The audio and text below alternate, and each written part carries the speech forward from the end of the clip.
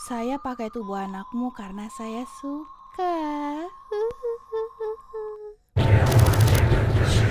Nyeram serem bersama Heroes. Ini bukan tempat para penakut.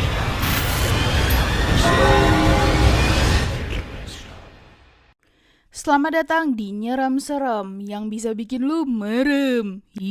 Zerum. Balik lagi bersama Gina Eros atau bisa dipanggil Geros yang hobinya bacain cerita horor kalian nih. Kali ini gua bakal bacain cerita yang lumayan panjang tapi bener-bener bisa bikin lu merinding dari awal sampai akhir. Ini cerita dari Kak Adinda yang dia diikutin sama noni Belanda waktu main ke Jogja tahun 2016 sampai sekarang. Bahkan ada namanya nih noni Belandanya dan digambarin juga. Jadi stay dulu di video ini dan jangan lupa subscribe channel gua. Nyalain notifikasinya buat dapet konten horor lainnya. Oke, kita langsung lanjut ke ceritanya. Assalamualaikum Kak, perkenalkan nama aku Adinda. Waalaikumsalam Adinda. Aku mau sedikit cerita. Jadi sekolah aku ada acara tur gitu ke Jogja tahun 2019. BTW nama sekolah aku SMK kita sensor ya, di Depok. Di bulan April 2016, kita semua berangkat ke Jogja pukul 7 pagi dari sekolah dan sampai hotel sekitar jam 12 malam. Singkat cerita, di hari kedua setelah kita pulang dari pabrik gula di Jogja, kalau nggak salah nama pabriknya itu kita sensor lagi ya, karena ini berbahaya kalau gue sebutin. Pada pukul 9 malam, aku sama teman-teman aku duduk di bangku lobi hotel bareng teman-teman. Yang lain sambil wifi-an.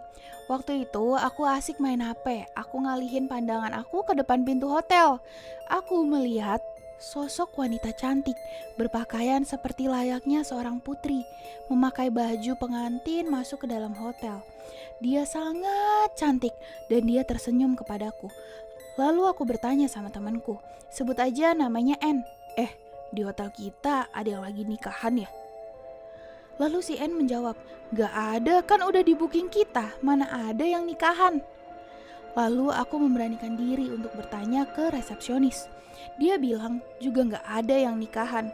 Lantas aku bingung dan aku berpikir kalau aku sedang halusinasi saja.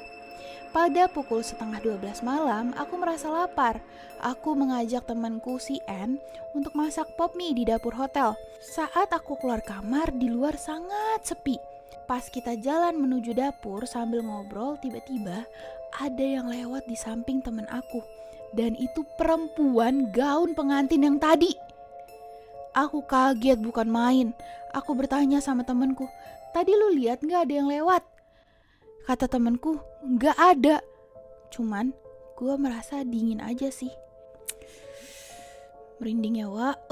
Ya udah, aku lanjut sambil masak air panas. Saat lagi buka bumbu pop mie, tiba-tiba teman aku teriak kalau dia lihat sosok wanita di lorong dapur.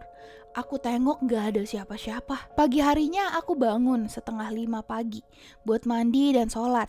Ketika aku lagi mandi, tiba-tiba air keran mati sendiri dan nyala lagi. Lampu kamar mandi ikut redup. Aku mikir mungkin teman aku udah bangun. Saat aku bilas badan aku melihat air yang keluar dari shower. Itu berwarna merah, darah. Aku kaget. Aku halusinasi lagi, masih positive thinking. Aku mengedipkan mata. Warna air itu berubah normal, jadi bening. Aku buru-buru mandi dan ambil air wudhu. Pukul 7 pagi setelah sarapan, kita semua berangkat beraktivitas lagi, yaitu ke museum batik. Tiba-tiba si N, temen aku, bertanya ke aku waktu di bus, tadi gue mandi, airnya jadi berwarna merah, lu gitu juga ya? Gue takut deh, soalnya kamar kita tuh hawanya agak beda gak sih?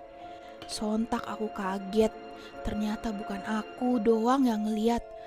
Lalu aku bilang, jangan bilang ke anak-anak yang lain, nanti pada takut. Pas lagi di museum, aku berjalan ke arah kain batik yang menurut aku itu bagus. Tiba-tiba ada yang berbisik di telinga aku, cantik. Merinding saya, Wak. Bayangin lu dipuji sama yang gak kelihatan gitu loh, cantik. Udah, kita lanjutin aja dulu. Aku kaget, siapa yang bilang seperti itu? Waktu hari terakhir di Jogja, kunjungan terakhir adalah Malioboro. Dan gua kita sensor lagi. Pokoknya salah satu gua yang ada di Jogja. Sesampainya kita di gua itu, aku turun dari bus. Tiba-tiba ada bapak-bapak yang samperin aku sambil tersenyum. Dia berkata, "Doro sudah sampai." Aku sama teman aku bingung. Aku berpikir mungkin karena kita pengunjung. Jadi aku iyain aja. Positive thinking banget ini Kak Dinda, ya Allah. Di saat aku menuju gua, kita disuruh bawa ban yang besar banget buat di dalam guanya itu. Gua gak paham nih maksudnya, soalnya gue belum pernah ke gua itu. Di saat aku jalan dengan temanku, bapak-bapak itu mendekat lagi sambil berkata, "Biar saya bawakan Doro." Aku kaget dan bingung. Kenapa dia bicara layaknya aku seorang putri? Tanpa sadar, aku kasih ban aku dan apa yang aku pegang tadi. Aku melihat teman-temanku yang lain pada bawa sendiri. Yalah, sampailah di gua itu. Semua ban dipasang, saling mengikat dengan ban yang lain. Aku duduk di tengah. Saat sampai tengah-tengah gua, tiba-tiba si N pingsan. Setelah sadar, aku tanya, "Lihat apaan lu sampai pingsan?" Dia jawab kalau dia lihat sosok wanita pakai kebaya di dalam gua berwarna merah. BTW bapak-bapak yang tadi itu deket terus sama kita. Jujur awalnya aku takut, tapi kata bapak itu aku lagi dijagain makanya gak boleh lengah. Oke. Hampir sampai keluar gua, aku melihat wanita pakai kebaya yang dibilang teman aku tadi. Tapi aku melihatnya setengah badannya itu ular. Di sampingnya juga ada harimau putih. Aku mengalihkan pandangan karena dia melihat ke arahku dengan mata yang sangat sinis. Setelah aku pulang dari Jogja, aku seperti biasa, gak ada kejadian apa-apa sampai di suatu malam, aku sama adik aku disuruh nemenin bapak aku ke kantor buat bantu bersih-bersih ruangan. Kantornya beberapa langkah dari rumahku. Nama kantornya Pip. Kita sensor lagi ya. Ada 3 tingkat. Lantai 1 lobi, di lantai 2 itu ruang kadis, ruang rapat atau semacamnya. Lantai 3 aku kurang tahu soalnya gak boleh ke atas. Oke. Pertama, aku lagi nyapu ditemenin adik aku. Pas aku mau buang sampah deket tangga, posisinya di tengah-tengah antara tangga lantai 2. Aku ngerasa kayak ada hawa aneh gitu. Tapi aku ngelanjutin buat tuang tuh sampah ke bak. Tiba-tiba pas aku balik badan, di depan aku ada sosok makhluk hitam besar, kukunya panjang dan berbulu. Beda 3 anak tangga dari posisi aku yang di bawah. Jadi dia kayak ada di atas gitu ya, dan dia deket loh, itu 3 anak tangga itu deket loh guys. Aku kaget, lemes, jantung aku kayak langsung los gitu, jatuh. Aku natap dia kayak tatapan kosong. Aku gak bisa ngomong sepatah kata pun. Mau ngomong dalam hati itu kayak kecekik. Akhirnya aku jatuh lemes, gak bisa gerak. Sosok itu natap aku terus. Aku gak tahu kenapa dia natap aku seolah-olah aku ini seperti makanannya. Untungnya ada sapam yang kontrol. Aku dibawa pulang. Pagi tiba, badan aku kaku. Aku gak bisa keluarin satu kata apapun dari mulutku. Aku nangis, aku berdoa. Adik aku yang lihat aku nangis sambil tidur langsung manggil ibu aku. Ibu aku ambil sapu lidi, gebukin aku pakai sapu sambil baca doa. Kenapa digebukin, Mbak? Aku merasa sakit, tapi aku gak bisa ngomong, cuma nangis. Besoknya aku sudah bisa ngomong lagi. Hari Selasa sore itu posisinya hujan. Aku dipanggil ke warung sama ibu. Ibu aku di kantin kantornya papaku. Aku disuruh duduk di situ. Ada Bapak W, Bapak Y, dan Om Laut. Ibu aku juga tante aku. Bapak W nyuruh aku duduk di depan dia. Aku disuruh pegang sendok sambil merem. Katanya, gak boleh melek, nanti kamu kaget sendiri. Aku pegang itu sendok sambil merem, tapi aku merasa kok makin lama makin berat. Terus panas sendoknya. Bapak W bilang, jangan melek, merem aja sambil ikut doa. Tahan, jangan dibuka, gak apa-apa. Kalau kamu merasa ada yang aneh, gak boleh kalah. Aku ikutin apa yang dibilang Bapak W. Tapi aku merasa aku makin gak kuat, lemes karena tangan aku panas seperti dibakar. Akhirnya aku tanpa sengaja buka mata aku. Aku terkejut melihat sosok nenek di depan wajah aku. Ternyata, merinding wak. Ternyata aku sedang tarik-tarikan sendok sama sosok itu. Iya, Pantas aku merasa sendok itu begitu panas. Aku buang sendok itu ke lantai dan langsung lihat tangan aku gosong bener-bener kayak kebakar. Lalu Bapak Y bilang, "Kamu gak usah takut, Din, lawan aja." Ibu aku nyeletuk, "Si Dinda emang suka lihat hal yang aneh-aneh, Pak. Tapi dia anggapnya halusinasi saja. Pernah mergokin dia ngobrol depan gerbang sendirian. Tapi pas ditanya, katanya dia ngobrol sama kakek-kakek minta sedekah. Kalau emang dia bisa lihat sesuatu, tolong ditutup aja, Pak." Ibu aku minta tutup soalnya aku kalau abis lihat yang aneh langsung jatuh sakit. Dan ternyata gak bisa, itu udah keturunan. Jadi aku bisa ngeliat itu karena aku ada keturunan dari almarhum kakek aku. Kakek aku namanya Raden kita sensor lagi. Awalnya aku tanya nama wanita itu sama Bapak W. "Pak, lihat cewek yang itu gak sih? Cantik, pakai baju pengantin. Itu kok ikutin aku terus ya dari aku waktu di Jogja." Aku tanya namanya, dia gak mau jawab, senyum doang. Tapi dia ikut aku kemana-mana. Terus Bapak W jawab ketawa, "Kamu gak tahu bacaannya ya? Sini Bapak ajarin, nanti kamu tanya siapa nama dia." Udah, kan cuma mau nanya langsung jawab aja, apa sih Bapak, kenapa diribetin ya? Akhirnya aku diajarin, tapi aku coba, dia tetap gak mau jawab, cuma senyum aja. Beberapa hari kemudian aku jatuh sakit. Aku ngurut di nenek aku.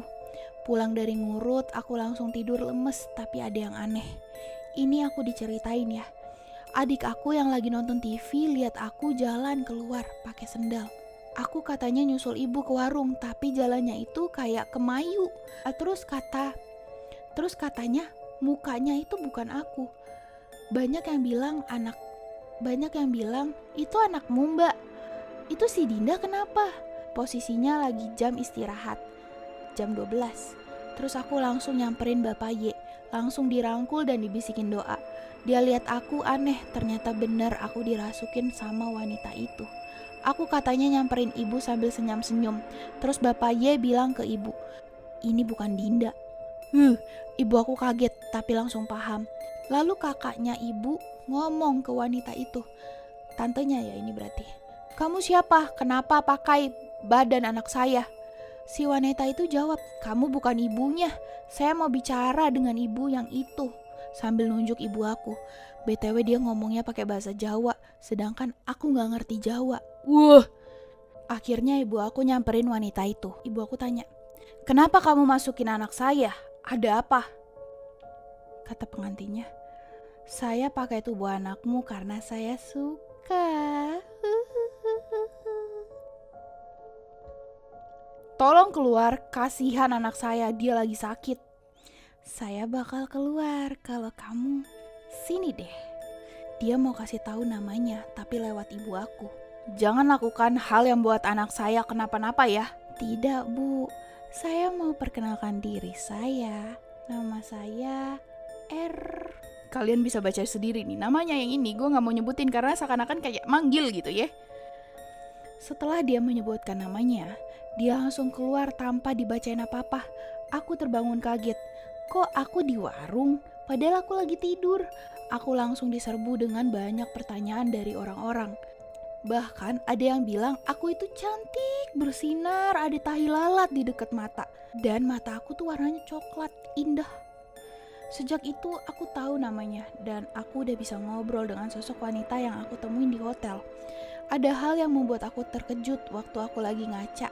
Tiba-tiba aku dengar, "Kalau kamu mau lihat wajah dan tubuh asli aku, lihatlah ke cermin." Aku shock, aku takut. Yang aku biasanya lihat aku di kaca, itu sungguh berbeda. Aku lihat di kaca itu badannya penuh dengan darah, wajahnya yang setengah, mukanya hanya tengkorak saja, senyum tipis melihat aku. Aku merasa kasihan tapi aku juga takut. Akhirnya aku bilang, "Kamu kalau aku lagi ngaca jangan ikutan ya." Si R, sosok ini ngikutin aku kemana-mana, bahkan membantuku soal memilih pacar. Panjang banget ceritanya padahal masih banyak, tapi segini aja. Udah cukup, dianya marah, gak suka aku cerita. Aku kasih contoh wajahnya yang aku gambar di tahun 2018-an. Kurang lebih seperti itu. Itu juga dia marah-marah karena nggak sama mukanya. Gue sih udah merinding. Kalian udah merinding belum? Ini cerita yang paling epic sih, salah satu cerita yang paling panjang juga nih. Dan untungnya dia udah tahu ya dan berdamai gitu ya sama si R ini. Sampai situ aja guys Nyeram Serem hari ini. Ya udah guys, ketemu lagi besok-besok. Sampai jumpa. Bye.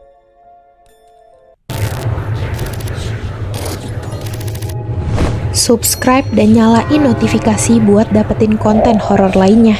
Juga like and share video ini ke teman kalian yang bukan penakut. Cek TikTok dan IG gue di sini ya. Nggak merinding, nggak seru.